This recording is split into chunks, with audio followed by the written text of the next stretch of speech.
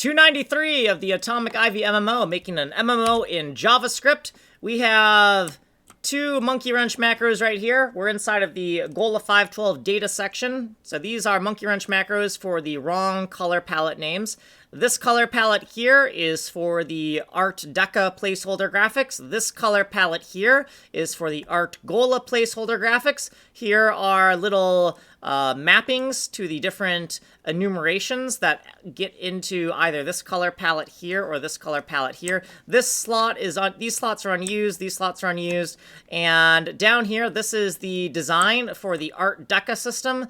The decals. These are the decal placeholder graphics that do not auto-tile. And then down here, we have the placeholder graphics for the Art Gola system. And these graphics are going to auto-tile. They're going to be used for geometry, bomb, and fata, whereas these are only going to be used for the decals. Decals can have transparency, whereas the tiles cannot. So when you look at these lookup tables, you notice that these have transparency in them, but these ones do not. So we only want transparency for decals because we want to keep the renderer simple. And if we put transparency into the tile patterns, it's going to complicate our renderer.